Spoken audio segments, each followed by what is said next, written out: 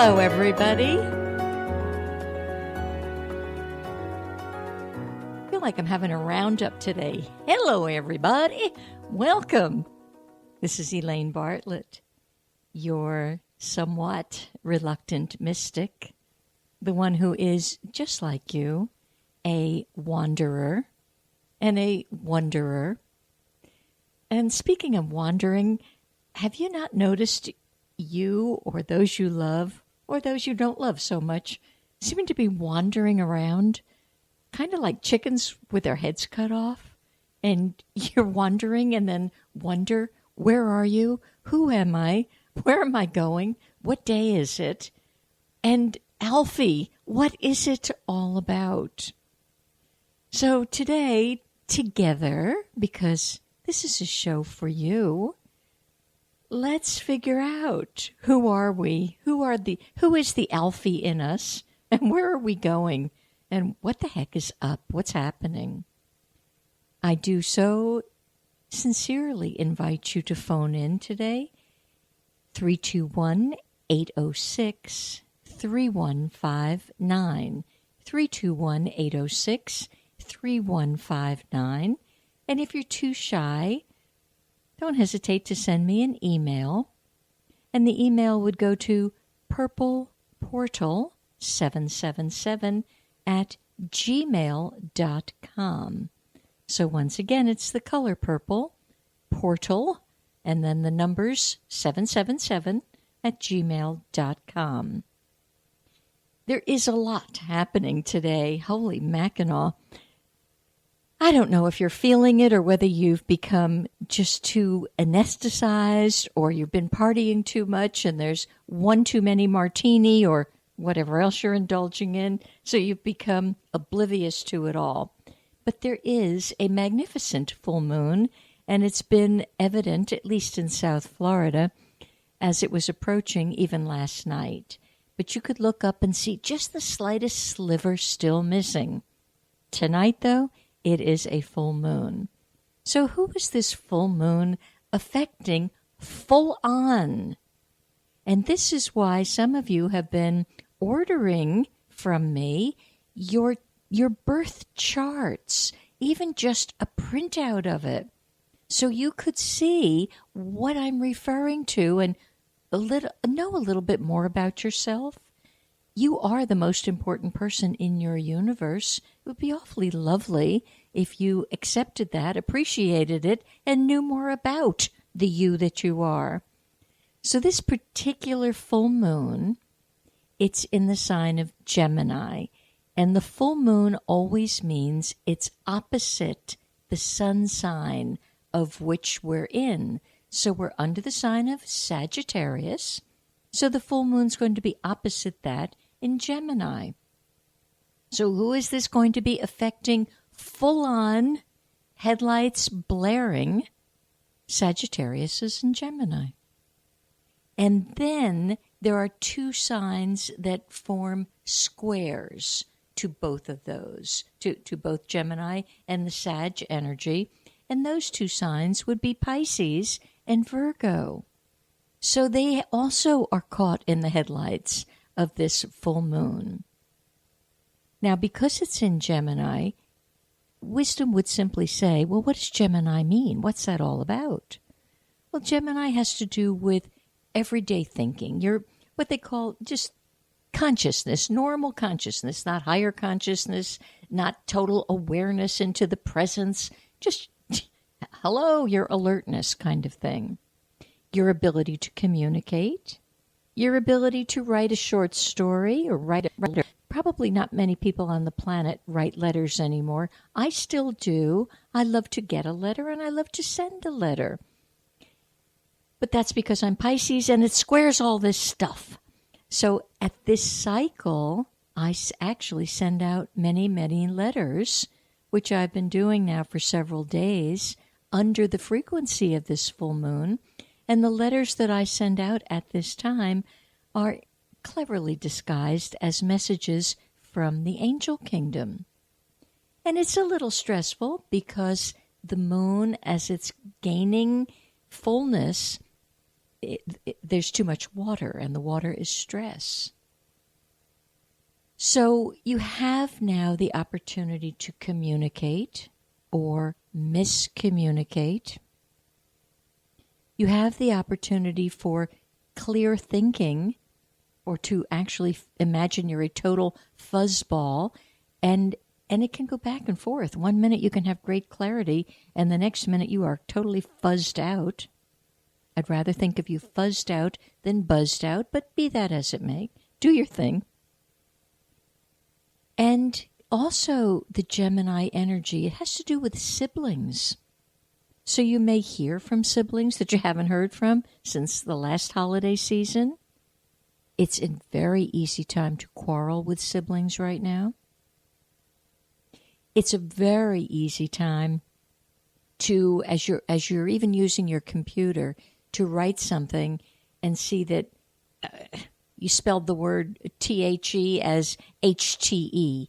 And you're like, how could that possibly happen? Well, it's some of this great, strong, powerful energy. On the very, very wonderful side of the Gemini-Sag energy, it's so expansive that that book you've been wanting to write, you could now sit down and write it and actually knock it out in a very short amount of time. You could get flashes of brilliance. Now, the Gemini energy doesn't hold that flash too long, because Gemini is a changeable sign. So in its fluidness, you get this flash and you think, aha, I finally got it. I will encourage you to write it down very quickly before you lose it again. So it's an interesting time, and that full moon on the East Coast actually hits about 6:30 this evening. So take advantage of the fullness of it, but be careful how you use your energies. And for some of you, you may not feel at this time that it's too bad, because you may have gotten it yesterday. That's when it hit me. A full moon is like an aperture on a camera. It can hit you anywhere from 24 to 48 hours prior to the actual moon. So yesterday, I was like a cat on a hot tin roof. I finally had to stop what I was doing, go home, push a reset button, and start again. So that's the energy. And as a matter of fact, I didn't quite understand yesterday what's wrong. What was wrong with me? Because I was out of sorts and edgy, and it's not particularly my disposition. So that's one of the reasons why I went home. I thought, I have to see, is this something cosmic? Is it me? And I was so relieved to understand that yesterday, for myself, it was sort of a double whammy. It was bad for the Chinese animal sign that I am. So it was bad for what you call a fire dog. And then I realized it was the full moon. I had completely lost track of it. I mean, some days I keep, monitoring things if it means something to me. But yesterday, just get on with life. So, interesting time to focus, to settle down, to realize, okay, we've got this full moon cooking. The other thing that's happened, and happened today, which I thought, I love this when it coincides. Today it's in a way, it's kind of its own galactic portal. But this is information on the galactic spectrum. Now, I will tell you, I have one listener out there, and she actually phoned in recently. I didn't realize she is aware of the ramifications of the galactic energy. I was like a kid in a candy shop, like, somebody knows what the heck I'm talking about when I'm talking that cosmic, that kind of out there. Because if it's galactic, you got to figure it's out there. And then I come back in with, but wait a minute, it's not out there. We're part of this galactic energy.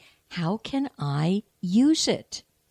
So what happened today is we stepped into, now this is galactically, this is not even the lunar calendar, this is the galactic calendar. We stepped into something called the rhythmic moon of equality. So we actually stepped into galactically again, a new lunar cycle. So what is this all about? Well, as soon as you hear the word equality and equanimity and balance, obviously the cosmic opportunity for the next 4 weeks is to embrace your own sense of balance. I'll give you a big hint on that. The more organized you are, the better your sense of balance and equality. It's the opportune time to look and see, where are you still judging yourself as not equal or others as not equal? And I don't mean on the things like, I look at like my grandchildren's schooling. Well, one little child is going to be more bright than the other little child. That's not judging against equality. That's just a matter of life itself. Some are gifted in this area, some are gifted in that.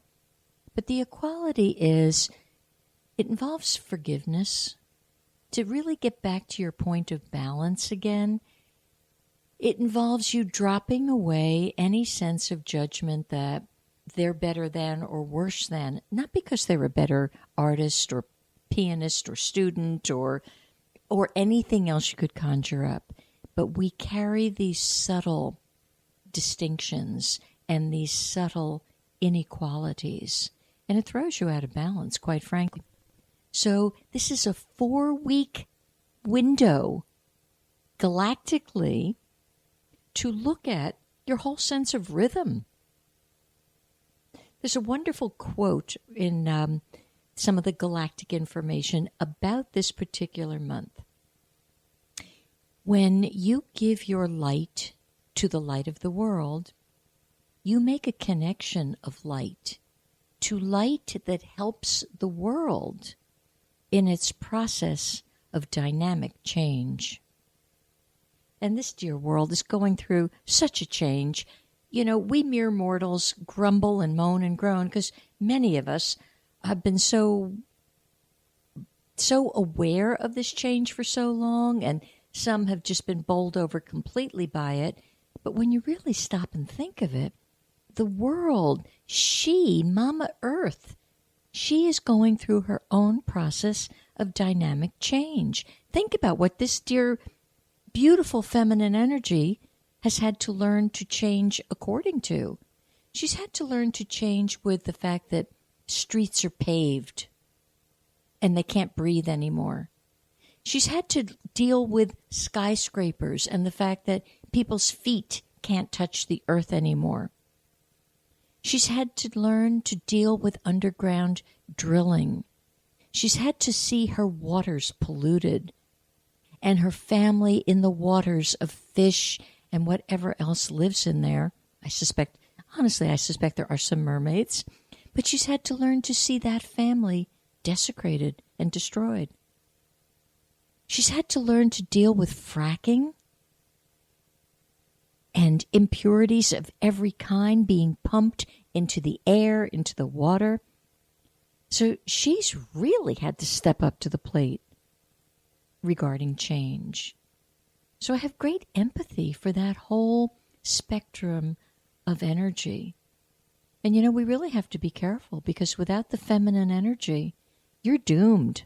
I got to tell you. Because the feminine ray, the whole feminine ray, is where the creative spark is nurtured. So we're doing a great misdeed by not really honoring this rhythm, this balance that the Mother Earth holds for us. It's a frequency she holds. So perhaps some of you will think more clearly about that in these 4 weeks while you're busy doing Hanukkah shopping and Christmas shopping and running around and preparing meals and losing your balance and losing your cool. I can only encourage you to stay present and